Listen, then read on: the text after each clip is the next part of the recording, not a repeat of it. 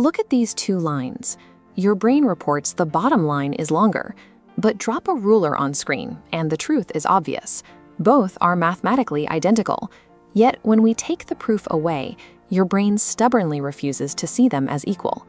Most people assume sight works like a camera.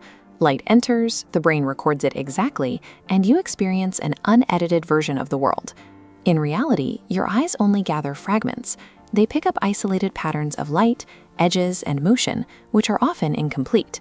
You do not passively record the world, you actively construct it from those fragments. Optical illusions aren't mistakes. They are the only time we see this hidden machinery in action. In this 3D environment, one gray square sits in direct light, while the other sits in shadow. To your eyes, the square in the shadow looks significantly lighter. Yet, if you isolate the squares, they are the exact same shade of gray. Your brain ignores raw color in favor of context.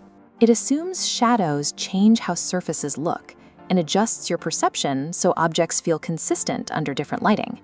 The same logic applies to depth. Those arrow shapes from earlier resemble the corners and edges of 3D rooms. Your brain interprets the inward arrows as a far corner, and since a distant object projecting that size must be large, it scales the line up automatically. Even movement can be a construction. These circular patterns appear to rotate as you shift your gaze, but the pixels on your screen are actually fixed. Nothing is moving. As your eyes make tiny, natural movements, they trigger your motion processing circuits. The rotation you see is created entirely inside your nervous system. Your brain builds a version of the truth by prioritizing environmental context over the raw signals hitting your retinas.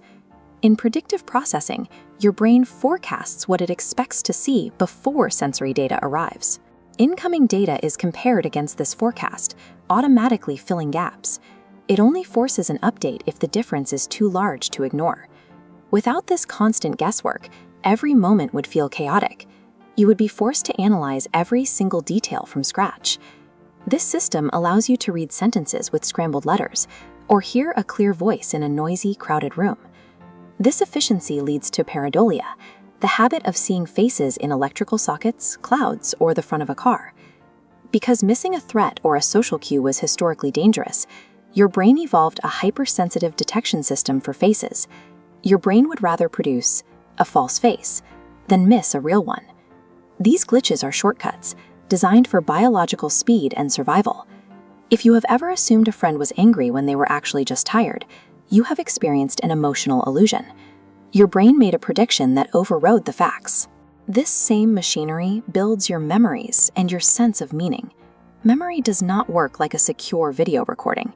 Every time you remember the past, your brain gathers fragments and rebuilds the scene. That reconstruction is heavily shaped by your current mood. This is why two people can leave the same meeting with two completely different versions of what happened. Emotions operate on the same predictive logic. A neutral face can look threatening when you are anxious, but appear harmless when you are calm. Your internal state constantly negotiates with external signals to create what you call experience. Recognizing that your reality is a constructed guess can be unsettling, but it also gives you a practical power, awareness. When you understand how quickly your brain rushes to conclusions, you gain the ability to pause. You can question your initial assumptions. The most dangerous illusion is the belief that your immediate certainty is absolute truth. Seeing is merely the brain's first guess, not a final understanding.